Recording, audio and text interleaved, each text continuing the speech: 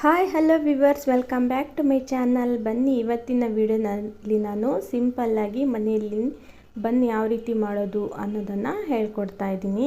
ತುಂಬಾ ಈಸಿಯಾಗಿ ನಾವು ಮನೆಯಲ್ಲಿನೇ ಹೆಲ್ದಿಯಾಗಿ ತುಂಬಾ ರುಚಿಯಾದ ಬನ್ನ ನಾವು ಮನೆಯಲ್ಲಿನೇ ರೆಡಿ ಮಾಡ್ಕೋಬೋದು. ಬನ್ನಿ ವಿಡಿಯೋನ ಸ್ಟಾರ್ಟ್ ಮಾಡೋಣ. ನೀವು ಬಂದುಬಿಟ್ಟು ಫಸ್ಟ್ ಇಲ್ಲಿ ನೀವು ಒಂದು ಮೆಜರ್ಮೆಂಟಾಗಿ ಒಂದು ಸ್ಟೀಲ್ ಕಪ್ನ ಇಟ್ಕೊಳ್ಳಿ. ನಾನಿಲ್ಲಿ ಈ ಮೆಜರ್ಮೆಂಟ್ ಕಪ್ನ ಯೂಸ್ ಮಾಡ್ತಾ ಇದ್ದೀನಿ.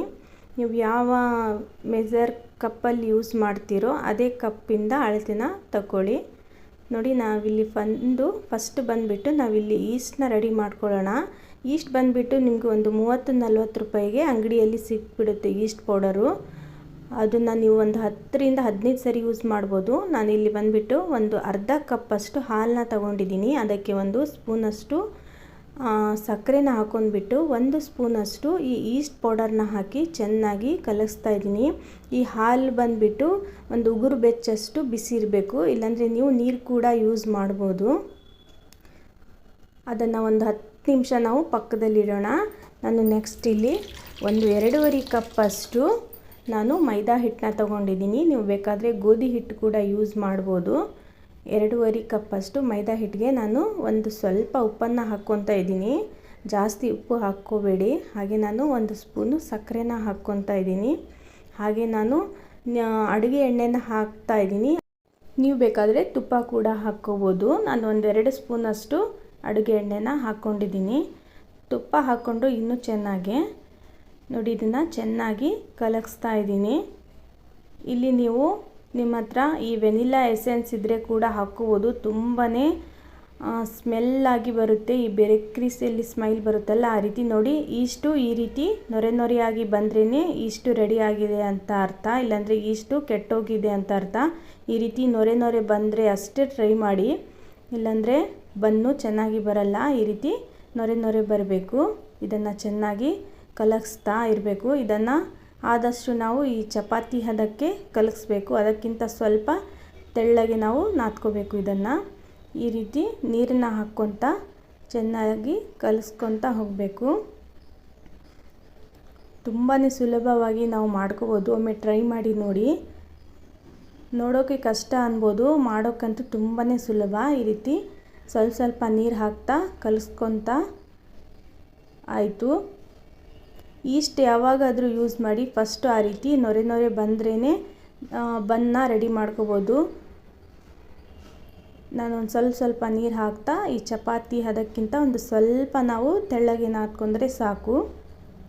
ನೋಡಿ, ಈ ರೀತಿ ಕಲಗಿಸಿದಾದ್ಮೇಲೆ ನೀವು ಆದಷ್ಟು ನೀವು ಟೈಮಿಂಗ್ನ ಸೆಟ್ ಮಾಡ್ಕೊಳ್ಳಿ. ನಾವು ಆದಷ್ಟು ಇದನ್ನು 10-15 ನಿಮಿಷವರೆಗೂ ಇದನ್ನು ಚೆನ್ನಾಗಿ ನಾದ್ಕೋಬೇಕು. ಇವಾಗ ನಾನು ಇಲ್ಲಿ ನಾದಿ ತೋರಿಸ್ತೀನಿ ನಿಮಗೆ.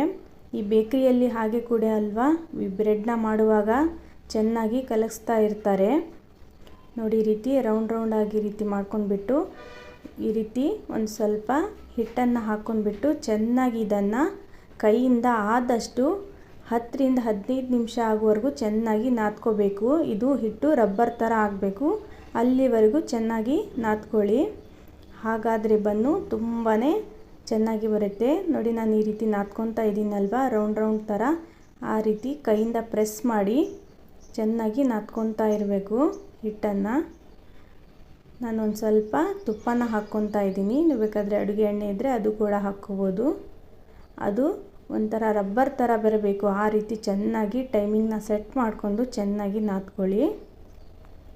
ನಾನು ಇಲ್ಲಿ 10-15 ನಿಮಿಷವರೆಗೂ ಈ ರೀತಿ ಚೆನ್ನಾಗಿ ನಾದ್ಕೊಂಡಿದ್ದೀನಿ. ಈ ಬಟ್ಲಿಗೆ ಸ್ವಲ್ಪ ಎಣ್ಣೆನ ಸವರ್ದ್ಬಿಟ್ಟು ಈ ರೀತಿ ನಾನು ಇಟ್ಕೊತಾ ಇದ್ದೀನಿ. ಇವಾಗ ಇದು ಒಂದು ತಾಸು ಅಥವಾ 2 ತಾಸು ಆದರೂ ಇದನ್ನು ಚೆನ್ನಾಗಿ ರೆಸ್ಟ್ ಮಾಡೋಕ್ಕೂ ಇಡಬೇಕು. ಇದು ಪೂರ್ತಿ ಈ ರೀತಿ ಉಬ್ಬಬೇಕು. ನೋಡಿ ಯಾವ ರೀತಿ ಉಬ್ಬಿದೆ ಅಂತ. ಈ ರೀತಿ ಉಬ್ಬಿದ್ರೇ ನಮ್ಮ ಬನ್ನು ಚೆನ್ನಾಗಿ ರೆಡಿ ಆಗೋದು. ನೋಡಿ, ಈ ರೀತಿ ಇವಾಗ ನಾನು ಯಾವ ರೀತಿ ಇದರಿಂದ ಗಾಳಿನ ತೆಗಿತೀನಿ ಅಂತ ಕೈಗೆ ಸ್ವಲ್ಪ ಹಿಟ್ಟನ್ನು ಹಾಕ್ಕೊಂಡ್ಬಿಟ್ಟು ಈ ರೀತಿ ಇದರಲ್ಲಿರುವ ಗಾಳಿ ಈ ರೀತಿ ಹೋಗಬೇಕು. ಈ ರೀತಿ ಬಂದರೆ ನಮ್ಮ ಬನ್ ರೆಸಿಪಿ ಪರ್ಫೆಕ್ಟ್ ಆಗಿದೆ ಅಂತ ಅರ್ಥ. 1 ತಾಸಿಗೆ ಏನಾದರೂ ಈ ರೀತಿ ಉಬ್ಬಿಲ್ಲ ಅಂದರೆ 1-2 ಅವರ್ ಆದರೂ ಬಿಡಿ. ಇಲ್ಲಿ ಆದಷ್ಟು ಬೇಸಿಗೆ ಟೈಮಲ್ಲಿ ತುಂಬಾ ಚೆನ್ನಾಗಿ ಬರುತ್ತೆ ಬನ್ನು. ನೋಡಿ ಇವಾಗ ನಾನು ಇದನ್ನು ಈ ರೀತಿ 4 ಪೀಸ್ ಥರ ಮಾಡ್ಕೊತೀನಿ. ಈ ಟೈಮಲ್ಲಿ ಜಾಸ್ತಿ ನಾದ್ಕೊಳ್ಳೋಕ್ಕೆ ಹೋಗಬೇಡಿ ಬನ್ನ. ಒಂದು ಸ್ವಲ್ಪ ಈ ರೀತಿ ರೌಂಡ್ ಥರ ಶೇಪ್ ಕೊಟ್ಬಿಟ್ಟು ನಿಮ್ಗೆ ಯಾವ ಸೈಜಲ್ಲಿ ಬೇಕೋ ಆ ಸೈಜಲ್ಲಿ ಮಾಡ್ಕೊಳ್ಳಿ. ಜಾಸ್ತಿ ಕಲಸೋಕ್ಕೆ ಹೋಗಬೇಡಿ. ನೋಡಿ ಈ ರೀತಿ ರೌಂಡಾಗಿ ಮಾಡ್ಕೋಬೇಕು. ನೋಡಿ ಈ ರೀತಿ ರೌಂಡ್ ಶೇಪ್ ಆಗಿ ಕೊಡಬೇಕು. ಹಿಂದೆನೇ ರೆಡಿ ಮಾಡ್ಕೋಬೇಕು. ಯಾವುದೇ ಕಾರಣಕ್ಕೂ ಈ ಹಿಟ್ಟು ಒಣಗಬಾರ್ದು ಅಂತ ನಾನು ಒಂದು ಇಲ್ಲಿ ತಣ್ಣನೆ ಬಟ್ಟೆನ ಹಾಕ್ತಾಯಿದ್ದೀನಿ. ಈ ಶೇಪ್ ಕೊಡುವಾಗ ಹಿಟ್ಟಿನ ಮೇಲೆ ಈ ರೀತಿ ಬಟ್ಟೆನ ಹಾಕ್ಕೊಳ್ಳಿ. ಇವಾಗ ನಾನು ಈ ಇಡ್ಲಿ ಕುಕ್ಕರ್ಗೆ ನಾನೊಂದು ಸ್ವಲ್ಪ ಎಣ್ಣೆನ ಪ್ಲೇಟಿಗೆ ಒಂದು ಸ್ವಲ್ಪ ಎಣ್ಣೆನ ಹಚ್ಚಿಬಿಟ್ಟು ಈ ರೀತಿ ಇಟ್ಟು ಸ್ವಲ್ಪ ಪ್ರೆಸ್ ಮಾಡಿ ಈ ತಣ್ಣನೆಯ ಬಟ್ಟೆನ 1 ತಾಸುವರೆಗೂ ಇದನ್ನು ನಾನು ಮುಚ್ಚಿಡ್ತಾ ಇದ್ದೀನಿ. 1 ಅವರ್ ಆಗಬೇಕು ಇದು. ನೋಡಿ ಈ ರೀತಿ ಮುಚ್ಚಿದ ಮೇಲೆ ನೋಡಿ ಇವಾಗ 1 ಅವರ್ ಆಗಿದೆ. ನಾನಿವಾಗ ಕುಕ್ಕರ್ನ ಬಿಸಿ ಮಾಡೋಕ್ಕೆ ಇಟ್ಕೊತಾ ಇದ್ದೀನಿ ಒಂದು 10 ನಿಮಿಷ. ಕಡಿಮೆ ಉರಿಯಲ್ಲಿ ಇದನ್ನು ಒಂದು 10 ನಿಮಿಷ ಬಿಸಿ ಆಗೋಕ್ಕೆ ಇಡಬೇಕು. ನೋಡಿ ಇವಾಗ 1 ಅವರ್ ಆದಮೇಲೆ ಯಾವ ರೀತಿ ಉಬ್ಬಿ ಬಂದಿದೆ ಅಂತ.